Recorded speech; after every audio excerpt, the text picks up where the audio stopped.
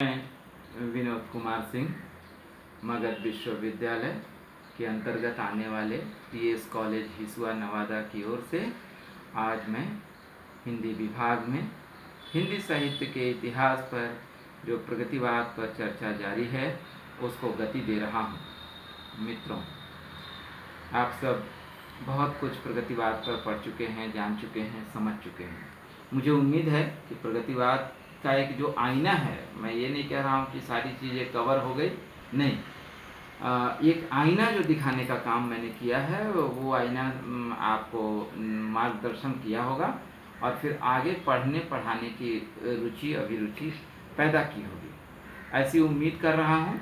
Corona के इस दौर में जबकि धीरे धीरे कोरोना अपने अस्ताचल की ओर है, मैं उम्मीद करता हूं कि यह बीमारी बहुत जल्द हम सबके बीच से जा चुकी होगी और अगले सत्र में जब हम लोग पुनः मिलेंगे तो अच्छे से कक्षाओं में रूबरू होकर चीज़ों को समझेंगे, क्योंकि कक्षा की पढ़ाई बहुत अलग होती है और यह ऑनलाइन एक मतलब माध्यम ठीक है, ना से हाँ तो है, लेकिन हाँ में हाँ नहीं।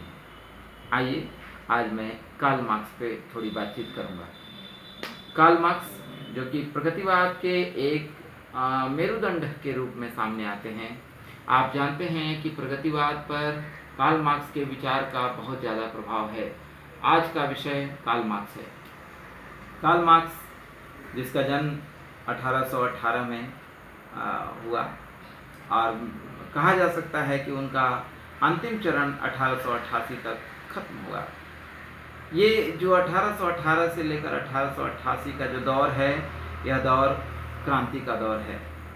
इसी मार्क्स ने कहा था कि क्रांति आवाज़ से, जुबान से नहीं बल्कि बंदूक के नाल से निकलनी चाहिए।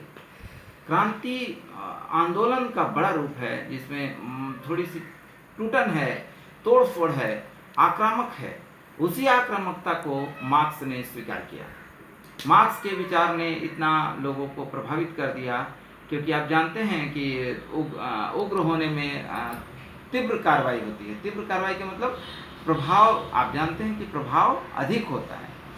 आप समझते होंगे कि एक तरफ आप होम्योपैथिक या आयुर्वेदिक दवा करेंगे और एक तरफ आप एलोपैथिक की दवा ले लेंगे, तो होम्योपैथिक और आयुर्वेदिक थोड़ा सा धीमे स्तर से काम करेगी और वही दवाई आप एलोपैथिक लेते हैं तो आप देखेंगे कि एलोपैथिक बहुत तेज़ी से काम करती है, भले ही वो शरीर में कई तरह के एंटीबायोटिक क्षमताओं को मार सकती है, आपके शरीर के अंगों का नुकसान कर सकती है, लेकिन प्रभाव बहुत तेज़ी से छोड़ती है। तो जो चीज़ तेज़ी से आता है वो तेज़ी से समाप्त भी हो जाता है और जो धीमे धीमे सुलगता है कोयले की आग की तरह, तो कोयले की अंगीठी जिस तरह से सुलगती है वो अगर सुलगन है तो वो देर तक टिकेगी। आप देखे होंगे कि कोयला जलने के पश्चात भी, जलने के बाद भी आप देखेंगे कि कोयले की आग बनी रहती है, राख बनने में उसे समय लगता है। और वही आप किसी चिपरी, जिसको गोईठा आप कहते हैं बिहार झारखंड के क्षेत्रों में, यूपी वाले विद्यार्थी को देखेंगे कि चिपरी बोलते हैं। वो चिपरी में जब आप आग लगा देंगे, माचिस लगा देंगे, वो हरहरा कर जल उठेगा, लेकिन उसकी अग्नि बहुत देर तक नहीं टिकेगी। तेज आएगी, आंच बहुत तेज खिलेगा, लेकिन बहुत जल्द वो समाप्त हो जाएगा, वह राख में परिवर्तित हो जाएगी। उसी तरह से कार्ल मार्क्स के विचार को मैं नहीं कह रहा हूँ कि वो गलत विचार है, लेकिन बहुत उग्र विचार था जिसने पूरी दुनिया को बहुत तेजी से प्रभावित किया। उस दुनिया के प्रभाव ने कार्ल मार्क्स के विचार को इतना तेज़ी से फैलाया, जिसमें आप ये लाल सलाम वगैरह वगैरह आप सुने हैं। मैं ज़्यादा इस पर नहीं करूँगा, संकेत दे रहा हूँ कि हर चीज़ का जो लाल सलाम चल रहा था हमारे दौर में, तो वो कार्ल मार्क्स के विचार को कहा जाता है कि उन्होंने एडॉप्ट किया था, बशर्ते कि उसका थोड़ा गलत प्रभाव पड़ने लगा था। चलिए मैं इस पर नहीं जाता हूँ कि क्या सही और क्या गलत है, ये छोड़ दीजिए उन विद्वानों पर जो समीक्षा कर रहे हैं बैठकर कि कैसे क्या होना चाहिए। लेकिन कार्ल मार्क्स के विचार ने एक चीज़ तो ज़रूर पैदा कर दिया कि उसने मजदूर को, किसान को, छोटे स्तर के लोगों को, दलित को, स्त्री को, कमज़ोर को, असहाय को आगे करने का काम किया, पढ़ाया, उसने तीव्रता से आगे की। एक उदाहरण से मैं केवल एक बात को समझाना चाहता हूँ कि एक बार कार्ल मार्क्स ने प्रयोग के स्तर पर क्या किया कि उसने शर्ट उतारी और अंदर से बनियान, जिसको हम गंजी कहते हैं अपने क्षेत्र में, तो उस गंजी को बाहर लाकर और शर्ट को अंदर पहन के ऊपर से गंजी पहन लिया। लोगों ने पूछा ये क्या कर रहे हैं आप, ये ऊपर से गंजी और अंदर शर्ट। तो कार्ल मार्क्स हंसते हुए कहते हैं कि अब जो दबा था, जो अंदर दबा हुआ था, जो कुचला हुआ था, जो परेशानी में अकबकाहट में था, उसको बाहर ला दिया गया, और जो बाहर था वो अंदर गया। ये विचार कोई एक छोटा मोटा विचार नहीं है, ये बहुत बड़ा और बड़े स्तर का विचार है, जिस विचार ने पूरी दुनिया को प्रभावित किया। और तब पूंजीपतियों के विरुद्ध एक आंदोलन हुआ, एक क्रांति छिड़ गई, और उस क्रांति ने पूंजीपति को पीछे धकेलने का काम किया, बशर्ते कि यह बहुत ज़्यादा दिनों तक नहीं चला।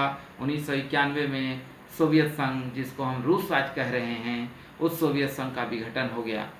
ये बहुत लंबी कहानी है, शीत युद्ध है, पढ़ना पड़ेगा। और ये आपके राजनीति शास्त्र के यानी पॉलिटिकल के जो शिक्षक हैं वो आपको पढ़ा रहे होंगे, या नहीं पढ़ाते होंगे तो आप उनसे पूछिएगा कि शीत युद्ध क्या है, और संयुक्त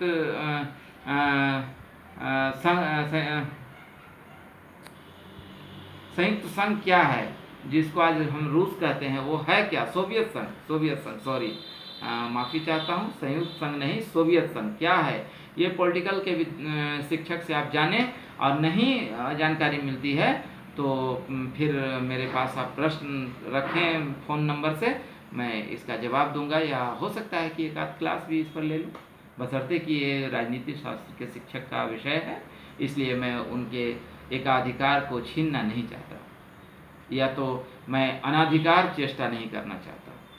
कार्ल मार्क्स ने इन विचारों पे इतना प्रभाव छोड़ दिया कि भारत में भी 1936 में जब प्रगतिवाद शुरू होता है तो कार्ल मार्क्स के विचारों का पूरा प्रभाव दिखता है।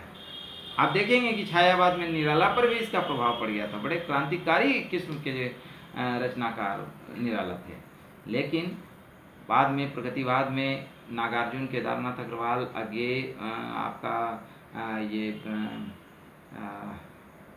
ऐसे बड़े रचनाकार, जिसमें आप प्रेमचंद को भी रख सकते हैं, आप इसमें मैक्सिम गोर्की को रख सकते हैं, आप इसमें चेखव को रख सकते हैं। बड़े बड़े रचनाकार हैं जो वो कार्ल मार्क्स से प्रभावित भी हुए और उनकी रचनाएं भी प्रभावित हुई। आप देख सकते हैं। हाँ, मैं जो नाम भूल रहा था वो नाम याद आ गया, उस पर मैं विचार करना चाह रहा था कि आप शेखर जोशी को पढ़ सकते हैं, आप जैनेन्द्र को पढ़ सकते हैं। आप इस तरह के लोगों को जब देखेंगे तो आप पाएंगे कि इसमें ऐसे लोग थे जिस पे कार्ल मार्क्स के विचारों का बड़ा प्रभाव दिखता है।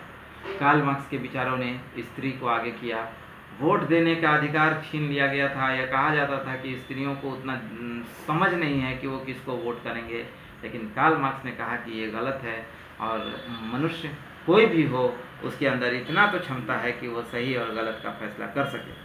और उसका नतीजा यह हुआ कि कार्ल मार्क्स के विचारों ने पूरी तरह से दुनिया को अपनी गिरफ्त में लिया, और मार्क्सिज्म जिसको हम कहते हैं उसने प्रगतिवाद को प्रभावित किया। आज की बातचीत हम इतना ही पे रोकेंगे और केवल निष्कर्षतः हम कहेंगे कि कार्ल मार्क्स प्रगतिवाद के अग्रसर होने पे या उसे अमर बनाने में अपने विचारों का जो आदान प्रदान किया वो बहुत महत्वपूर्ण है, और उसने भारत के ही रचनाकारों को नहीं अपितु पूरे विश्व के रचनाकारों को, पूरे विश्व के लोगों को अपने स्तर से प्रभावित किया। आज मैं नहीं कहना चाहता कि उसकी क्षमता कितनी रह गई, क्योंकि मैंने अभी कहा कि 1991 में विघटन, जब सोवियत संघ का विघटन हुआ तो कार्ल मार्क्स के विचारों को थोड़ा सा धक्का पहुंचा। पूंजीपतियों ने आज अपने आप को आगे किया है और कारखानों को खरीद कर पूरे मजदूरों को अपने कब्जे में कर लिया। तो ये पूंजीवाद का समय आ गया है। लेकिन आज भी हम कह सकते हैं कि जो संयुक्त है वो संयुक्त है। मुट्ठी में जो ताकत है वो एक उंगली में नहीं हो सकती। इसलिए इस मुट्ठी को, संघ को और इस सामाजिक स्तर को, समाज शास्त्र को और कार्ल मार्क्स को नहीं भूला जा सकता। आज के लिए इतना ही। बहुत बहुत धन्यवाद। अगली क्लास में हम बातचीत करेंगे, कल मार्क्स पर थोड़ी सी और चर्चा होगी, और आज के लिए इतना ही रखते हैं। और थोड़ा सा कल मार्क्स की कुछ किताबों को भी पढ़ सके तो पढ़ लें। बहुत बहुत धन्यवाद। नमस्कार।